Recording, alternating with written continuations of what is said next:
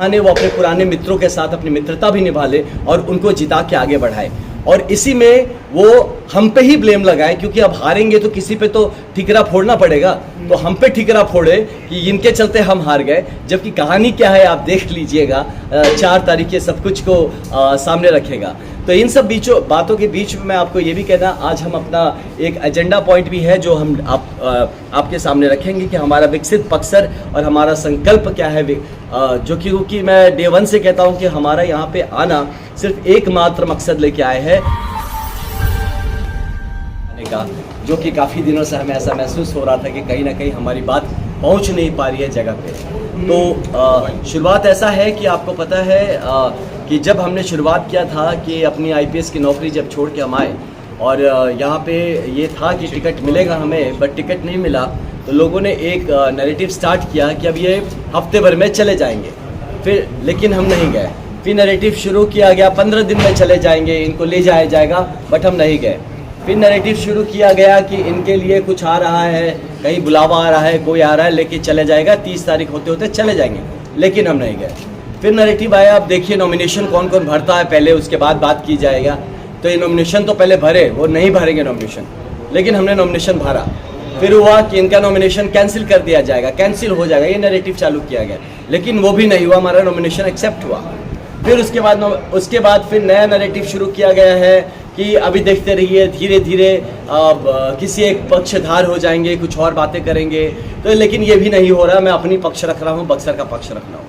तो ऐसे ही नैरेटिव्स के इस पूरे सिलसिला से गुजरते हुए अब हम 1 जून की तरफ आ गए हैं कि जबकि हम अपना क्रमांक संख्या 8 लेके, सेब छाप लेके लोगों के बीच पहुंच रहे हैं वोट मांगने के लिए, और लोग अभी भी इस पे नैरेटिव्स बिल्डअप करने की कोशिश कर रहे हैं कि अभी देखिए इनको कितने वोट ही मिलते हैं। तो ये करते करते हम चुनाव जीत भी जाएंगे और ये नैरेटिव्स का सिलसिला बंद नहीं होगा। तो आप लोगों को क्यों ये मैं बता रहा हूँ, क्योंकि अनफॉर्चुनेटली अब मैं देखिए हमारे टीम का अकेला ही सूत्रधार जैसा मैं दौड़ रहा हूँ, हर जगह सब कुछ मैं खुद ही कर रहा हूँ, खुद ही का स्टार प्रचारक भी मैं ही हूँ, कैंडिडेट भी मैं ही हूँ, ऑर्गेनाइज भी मैं ही कर रहा हूँ, और साथ में हमारी टीम है जो सपोर्ट करी है, लेकिन बहुत सारी चीज़ें हैं जो वो नहीं कर पाती। तो इस सब चीज़ में क्या हो रहा है, कहीं ना कहीं हमारे आप लोगों का प्रेम से मैं पर्सनली वंचित रह जा रहा हूँ कि मैं आपसे कनेक्ट नहीं कर पा रहा हूँ, मैं अपनी बात आप तक नहीं पहुँचा पा रहा हूँ, जिसके चलते पब्लिक तक नहीं पहुँच पा रही है। तो आपका बहुत धन्यवाद जो आप आज आए और इस तरह से हमारी बात कवर कर रहे हैं। तो 2-3 पॉइंट्स थे, आप देख रहे हैं कि ये चुनाव जैसे ही शुरुआत इस पे हुआ तो लोगों ने हल्के में लिया, पहले हम लोगों को एकदम से रूल आउट कर दिया कि कुछ है ही नहीं। और आज एक बहुत बड़ी पार्टी है जिसका अगर पेज खोल के देख लेंगे तो हर दूसरा पोस्ट हम ही को इंडिकेट करता नजर आएगा, डायरेक्ट नहीं भी बोले तो हमारे बारे में ही बात करते हैं। फिर किसी दूसरे प्रदेश के मुख्यमंत्री को बुलाया जाता है एक निर्दलीय कैंडिडेट को रोकने के लिए, तो आप इससे भी काफ़ी कुछ समझ सकते हैं। और जब लोग सुनिश्चित हो जाते हैं कि उनकी हार पक्की है, तो मेरे ही नाम का मेरा ही एक क्लोन तैयार किया जाता है जो कि दूर दूर तक असली जीवन में मेरे जैसा नहीं है, उसकी फ़ोटो एडिटेड करके उसका एफिडेविट डलवाया जाता है। उसका नाम जो है वो उसका नाम कुछ और होता है, लेकिन गलत एफिडेविट बना के उसका नाम मेरे नाम से मिला के डाला जाता है ताकि पब्लिक को भ्रम में डाला जा सके और गुमराह किया जा सके।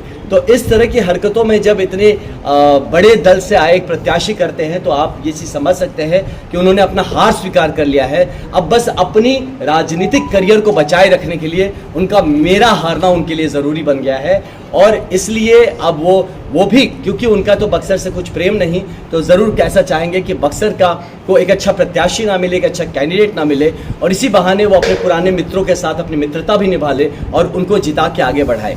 और इसी में वो हम पे ही ब्लेम लगाए, क्योंकि अब हारेंगे तो किसी पे तो ठिकरा फोड़ना पड़ेगा, तो हम पे ठिकरा फोड़े कि इनके चलते हम हार गए। जबकि कहानी क्या है आप देख लीजिएगा, 4 तारीख के सब कुछ को सामने रखेगा। तो इन सब बातों के बीच में मैं आपको ये भी कहना, आज हम अपना एक एजेंडा पॉइंट भी है जो हम आपके सामने रखेंगे कि हमारा विकसित बक्सर और हमारा संकल्प क्या है, जो कि मैं डे 1 से कहता हूँ कि हमारा यहाँ पे आना सिर्फ एकमात्र मकसद लेके आए हैं कि हमारे क्षेत्र का विकास हो यहाँ पे ऐसे। और जबकि मैं आपको बताऊँ, आपने देखा होगा टिकट नहीं मिलने के बाद भी हमारा एक होली मिलन समारोह था, उसके जस्ट नेक्स्ट दिन था। तो उस दिन हमने कहा भी था कि हम हफ्ता 10 दिन देखते फिर हम आपको बताएंगे क्या करना है। हमने तब तक वेट किया कि देखते हैं क्या होता है, लेकिन उसके बाद भी जब कुछ समझ नहीं आया और ये समझ में आया कि जिसको भेजा गया है वो अपने घर में एक विधानसभा सीट वो खुद का हार चुके हैं, वो एक लूज कर चुके हैं, वो आके दूसरे जगह पे हमारी जगह पे आके 6 विधानसभा से बना हुआ एक लोकसभा को जीतने के लिए वो दावा ठोक रहे हैं। तो ये सब देखा, प्लस बाकी सब चीज़ें जब आप देखते हैं तो उसमें समझ में आता है कि ये मेरी मिट्टी, मेरा देश, मेरी धरती, मेरे लोग, मेरे अपने लोग हैं जिनके लिए मैं अपना सब कुछ सर्वस्व त्याग करके आया हूँ। क्या मैं ऐसे लोगों के हाथ में इसको जाने दूँ? हर पक्ष की बात कर रहा हूँ, मैं किसी एक दल की बात नहीं कर रहा जिससे मैं चाहता, बाकी दलों की भी बात कर रहा हूँ। क्या मैं ऐसे लोगों के हाथ ये जाने दूँ जिसे मुझे पता है कि वो हमारी धरती के लिए, हमारे क्षेत्र और हमारे लोगों के लिए वो कल्याण भाव से नहीं काम करेंगे, वो वहाँ का बस नेता बनना चाहते हैं, नेतृत्व नहीं करना चाहते। तो इसलिए हमारा तटस्थ होकर काम करना ज़रूरी। आपको पता होगा कि हमने ज़मीन पे काफ़ी मेहनत किया, हम गांव-गांव पहुँच रहे हैं, गली गली जा रहे हैं, दरवाजे दरवाजे जा रहे हैं, यहाँ तक कि कुछ लोगों ने गांव में ये भी पूछ लिया कि बेटा क्या आप मुखिया का चुनाव लड़ रहे हो जो दरवाजे दरवाजे पहुँच रहे हो। तो इस सिलसिले में बहुत सारे ऐसे भी गाँव हैं जो हमसे अभी तक छूट गए हैं। तो मैं लेकिन उनसे भी ये प्रॉमिस किया हूँ कि मैं 4 तारीख के बाद सबसे पहले उन गाँवों को कवर करूँगा जहाँ तक हम पहुँच नहीं पाए। लेकिन अभी हम कल से एक सिलसिलेवार तरीके से 6 विधानसभा में हम जा रहे हैं, मास रैली करते हुए जाएंगे और जितने भी बड़े जगह है जहां भी अपनी बात को रखने की कोशिश करेंगे और लोगों तक पहुंचने की कोशिश करेंगे। ज़मीनी हकीकत आज के दिन में ये है, अगर आप कोई भी जाके एक सही तरीके से जानने की कोशिश करें तो हम लोग जीत रहे हैं चुनाव इस बार। और हम लोग जीत रहे कहने का मतलब तो ये बक्सर की जनता चुनाव जीत रही है। और जो लोग बक्सर की जनता, जो युवा हमारे साथ हैं, उन लोगों को कुछ लोग कहते हैं कि ये लफुआ है जो हमारे साथ है और उसी लफुआ का वोट भी मांगते हैं, उसे लफुआ कहते हैं और ये नहीं समझते कि ये लफुआ को लफुआ किसने बनाया, 10 साल से कौन राज कर रहा था। तो इस बात का उनके पास जवाब नहीं और उन्हीं लफुआ के माँ बाप से भी वोट मांगते हैं। तो एक ऐसे सिचुएशन में हम आ गए जहाँ पे इस ज़मीन की अस्मिता की लड़ाई है, हमारे सम्मान और आत्मसम्मान की लड़ाई है। ये युवा जिसके लिए मैं एक सफलता का रास्ता देख के आया हूँ, मैं जहाँ पे खुद एक सफल व्यक्ति रहा हूँ अपने जीवन में, मैं वहाँ से अपनी जगह को छोड़ के आया हूँ ये सोच के कि मैं इस सफलता की कुंजी को अपने भाइयों में, अपनी बहनों में बांटूंगा और आगे बढ़ाऊंगा। वही लोग जो अपने जीवन में असफल रहे हैं हमेशा, वो दावा ठोक रहे हैं कि वो नेतृत्व करेंगे। असफल लोग हमारे लोगों को असफल बनाने के नेतृत्व करने के लिए आए हैं और ये बरगलाया जा रहा है लोगों को कि आप हम आनंद मिश्रा को वोट देंगे तो राजद जीत जाएगा। मतलब उन्होंने लगता है ईवीएम में कुछ गड़बड़ किया है क्या, कि जब आप आनंद मिश्रा को वोट देंगे तो आनंद मिश्रा जीतेगा, राजद कैसे जीतेगा। तो ये बात लोगों में भ्रम फैलाने की कोशिश की जाती है, युवाओं को बरगलाने की कोशिश की जाती है।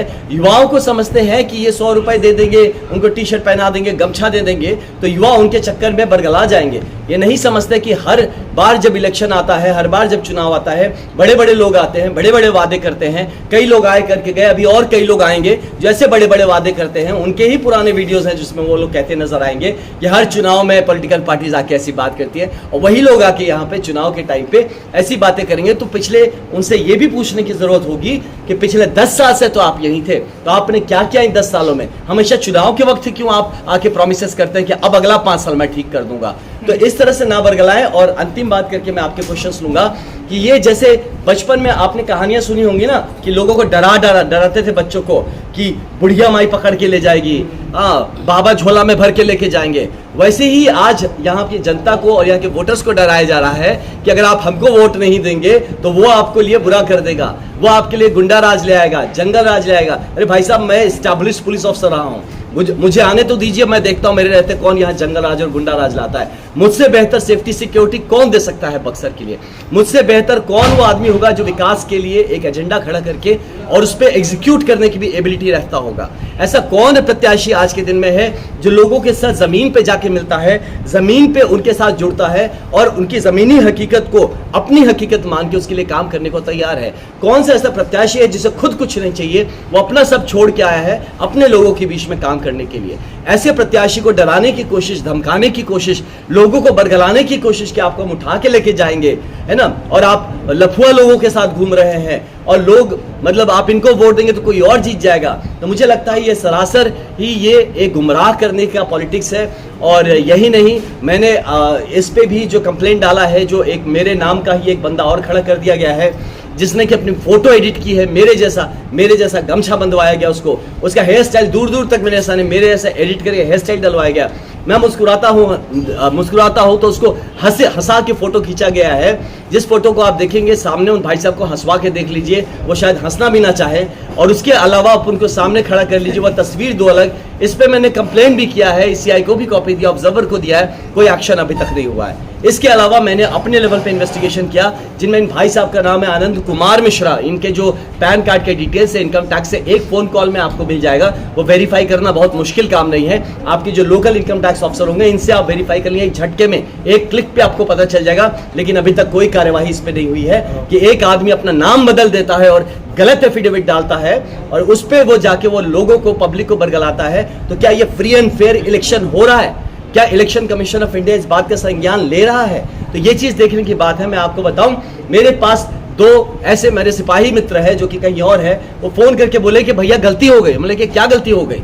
भैया गलती ये हो गई कि हमने एक दूसरा आनंद मिश्रा को वोट दे दिया। मतलब कि बाद में हमें पता चला कि वो एक 7 नंबर पे आपका, हमें सुना था कि आप 7 पे आएंगे, बाद में मेरा क्रमांक संख्या भी बदल दिया गया था। तो उस पे मैंने देखा, वो देखने में एकदम आपके जैसा था, आनंद मिश्रा ही लिखा था, तो हमें लगा कि वो आप ही हैं। और उसमें कोई सिंबल नहीं था, बैलेट पेपर में सिंबल भी नहीं था, सिर्फ नाम देके छोड़ दिया गया था। तो हम कंफ्यूजन में हमने तो उसको डाल दिया। अब हम क्या करें? आप DM साहब से बात करिए, आप हमारा चेंज करवाइए। मैंने कहा बाबू ये तो नहीं होगा। तो देखिए ये बरगलाने की कहानी शुरू हो चुकी है।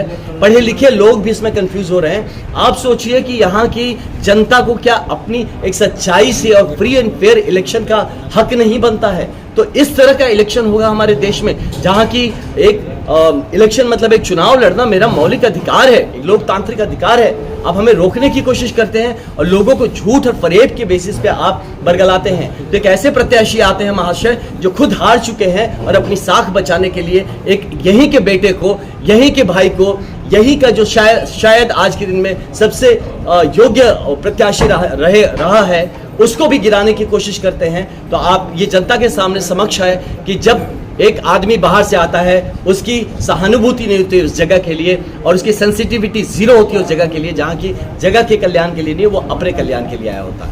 नाम रेडी।